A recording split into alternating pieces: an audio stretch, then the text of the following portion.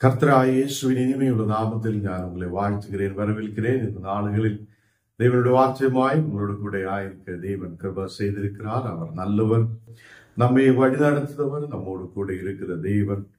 நாடுகளிலும் தேவன் நம்மை ஆசீர்வதித்து பலப்படுத்துவார். ரோமர் 8ஆம் அதிகாரம் அதனுடைய 16ஆம் வசனம் வாசிக்கிறார். ரோமர் 8ஆம் அதிகாரம் அதனுடைய 16ஆம் வசனம், நாம் தேவனுடைய பிள்ளைகள் ஆகியிருக்கிறோம் என்று ஆவியானவர் தாமே நம்முடைய ஆவியுடனே கூட சாட்சி கொடுக்கிறார்.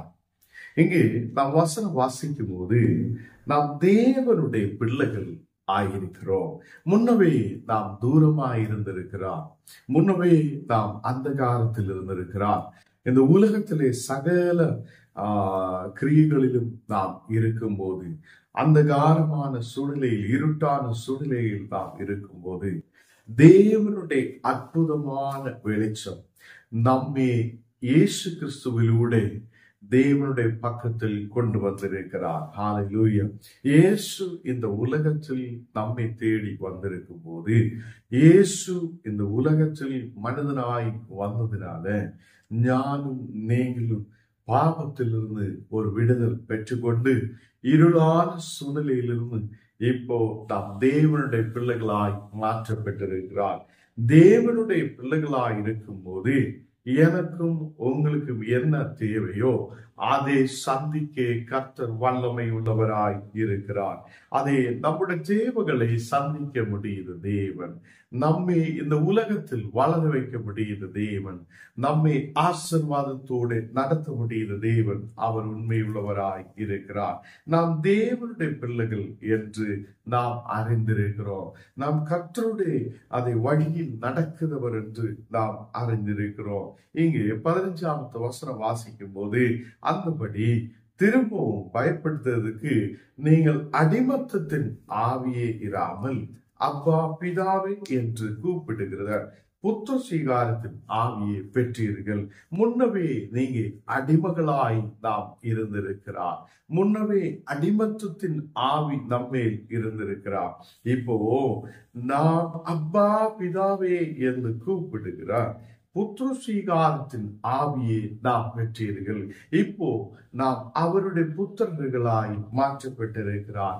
இப்போ நாம் தேவனுடைய பிள்ளைகளாய் மாற்றப்பட்டிருக்கும் போது அப்பா பிதாவே என்று கூப்பிடுகிறார். ஒரு புத்திர சீகாரத்தின் ஆவியை கர்த்தர் நமக்கு கொடுத்திருக்கிறார். அதை இந்த நாடுகளில் நாம் அடிமத்தத்தில் அல்ல, அடிமையாய் இருக்கிறவராய் அல்ல, ஏதோ அடிமை வீட்டுக்குள்ள இருக்கிறவராய் அல்ல. நாம் இப்போ புத்திர சீகாரத்தின் ஆவியை பெற்றவர்களாய் நாம் தேவனுடைய பிள்ளைகளாய் இருக்கிறோம். கர்த்தருடைய பிள்ளைகளே, இந்த நாள்களில் ஒரு வீட்டிலே தன்னுடைய தகப்பனிடத்தில் ஒரு மகன் கேட்கிறது போல எனக்கு இந்த தேவை இருக்கிறார். அதை அந்த மகன் எப்பவுமே அவன் நினைக்கும், என்னுடைய தகப்பன் எனக்காக யாவற்றையும் செய்வார், நான் கேட்கிற எதையும் அவர் எனக்கு கொடுப்பார் உள்ள விசுவாசத்தோடு அந்த தகப்பனிடத்தில் போய் கேட்கிறான். வேற ஒரு ஆளுக்கிட்ட நாம் கேட்கிறதுக்கு தயங்கி இருக்கோம். தகப்பனிடத்தில் நாம் எல்லாமே கேட்க அது உரிமையுள்ளதாய் இருக்கிறது மாதிரி இது நாடுகள் தேவன் நமக்கு புத்திர சீகாரத்தின் ஆவியை கொடுத்திருக்கிறார். நாம் அவரோடு கேட்கும் போது கர்த்தர் நமக்கு தேவையான யாவற்றையும் சந்திப்பார். உன் கண்ணீர்களை கர்த்தர் மாற்றுவார், உன் பலவீனங்களை கர்த்தர் மாற்றுவார், உன்னுடைய குடும்பத்தில் எல்லா பிரச்சனைகளையும் கர்த்தர் மாற்றி ஒரு நல்ல வழிக்கு அவர் நம்மை கொண்டு போகுவார். ஏனென்றால் நாம் தேவனுடைய பிள்ளைகளாய் இருக்கிறோம். ஹல்லேலூயா. கர்த்தருடைய பிள்ளைகளாய் இருக்கிறதா அதை திரும்பவும் நீங்க பயப்படுவதற்காக அதை அடிமத்தத்தின் ஆவியை பெறாமல் இருக்கட்டும்.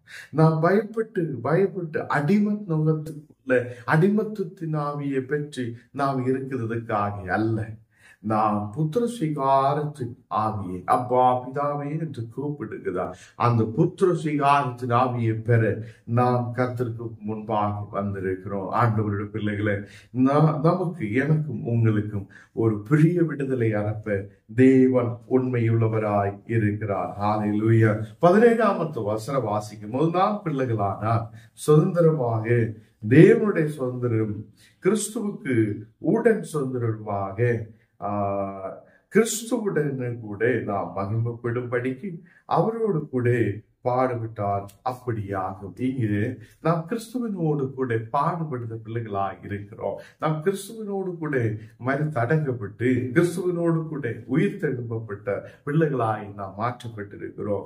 இப்போ எனக்கும் உங்களுக்கும் அதை கர்த்தருடைய அதை உயிர் தெழும்பலின் வல்லமையை கர்த்தர் நமக்கு கொடுத்திருக்கிறார். ஒரு சுதந்திரத்தை நமக்கு கொடுத்திருக்கிறார். இந்த நாடுகள் நாம் பிள்ளைகளாய் மாற்றப்பட்டிருக்கிறார். நாம் பிள்ளைகளாய் மாற்றப்படும் போது நமக்கு சுதந்திரராய் அதை முன்னாடி கடந்து செல்ல கிறிஸ்து நமக்கு மகிமையை கொடுத்திருக்கிறார். அதை இழந்து போன மகிமை கிறிஸ்துவிலோட நமக்கு கிடைக்கிறார். கர்த்தருடைய பிள்ளைகளை, இந்த கால வேளையில் நாம் அவருடைய பிள்ளைகளாய் மாற்றப்பட்டிருக்கிறோம். நாம் தேவனுடைய பிள்ளைகளாய் மாற்றப்பட்டிருக்கும் போது அவருடைய அதை ஆவியானவர் தாமே நம்முடைய ஆவியோடு கூட சாட்சி கொடுக்கிறார். அதை நம்முடைய ஆவியின் மேல் பரிசுத்த ஆவி அதை நம்முடைய மேல் இறங்கி வருகிறார். அந்த பரிசுத்த ஆவியால் நமக்கு ஒரு சாட்சி உருவாகிறார். நாம் தேவனுடைய பிள்ளைகள். கர்த்தருடைய பிள்ளைகளை, நாம் தேவனுடைய பிள்ளைகளாக இருக்கும் போது அப்பா பிதாவை என்று கூப்பிடுவதற்கான ஒரு புத்தர் சீகாரத்தின் ஆவியை நமக்கு கர்த்தர் கொடுத்திருக்கிறார். இரண்டாவதாக, நாம் அவருடைய பிள்ளைகளாக இருக்கும் போது நமக்கு சுதந்திரராக இருக்க கர்த்தர் கிருபை செய்திருக்கிறார். நாம் எந்த அடிமத்தத்திலும் அல்ல, நாம் எந்த பயப்பாடிலும் இல்லை. நாம் கர்த்தரோடு கூட ஆயிருந்து தேவனுடைய பிள்ளைகளாக இருக்க அவரை மகிமைப்படுத்த அந்த கிறிஸ்துவிலோடு நமக்கு மகிமை கிடைக்க கர்த்தர் நமக்கு கிருபை செய்வார். நாம் ஜெபிக்கலாம். ஆண்டவரே, இந்த கால வேளையிலும் உடைய வார்த்தைகளை கேட்க நீர் கிருபை செய்வதற்காக ஸ்தோத்திரம். நீர் எங்களோடு கூட இருந்த எங்களை ஆசீர்வதியும். நீர் எங்களை பலப்படுத்துவது தேவனப்பா. எங்களை ஆசீர்வதித்து பலப்படுத்துதவர் ஆண்டவரே. புத்திர சீகாரத்தின் ஆவியை நீர் எங்களுக்கு தந்தீரே. இந்த நாடுகளில் எங்களை சுதந்திரராய் வழிநடத்தினீரே, அதுக்காக நன்றி. இப்பொழுது உம்முடைய பரிசுத்த ஆவியால் நீர் எங்களை நிரப்பும். யாரெல்லாம் பலவீனதையோடு கண்ணீரோடு பாரத்தோடு இருக்குதோ அவங்கள மேல கர்த்தருடைய வல்லமை இப்பொழுது ஊற்றப்படட்டும். எந்த குடும்பத்துக்குள்ள கர்த்தரை அநேக தேவைகளோட கடப்பிரச்சனைகளோடு ஜபித்ததுக்காக இருக்குதோ அந்த மக்களுக்கு ஒரு விடுதலை நீர் அனுப்புவதற்காக சோதரர். வியாதிகள் இயேசுவின் நாமத்தில் மறைப்படட்டும். நாடுகளை கத்திரே பிள்ளைகள் ஆசீர்வதிக்கப்பட்டு தேசத்தில் உயர்ந்து வர நீர் கிருபை செய்ததற்காக ஸ்தோத்திரம். நீரே பரிசுத்தராயோடு கூட உள்ளதினாய் ஸ்தோத்திரம். ஆண்டவரே, இந்த நாடுகளில் எங்களுக்கு தேவையான எல்லா நன்மைகளை கொண்டு நிரப்ப நீர் உண்மையுள்ளவராய் இருக்கிறதுக்காக ஸ்தோத்திரம். உலகத்தில் எல்லா மக்களையும் உன்னுடைய கரத்தில் ஒப்பு கொடுக்கிறேன். எல்லா மக்களையும் நீர் ஆசீர்வதித்து பலப்படுத்து. தெய்வ கண்ணீரான சூழ்நிலையில் பலவீனதையோடு பாரத்தோடு இருக்கிற எல்லா மக்களுக்கும் ஒரு விடுதலை நீர் அனுப்பதற்காக ஸ்தோத்திரம். இயேசுவின் நாமத்தில் தன் பிதாவே, ஆமென்.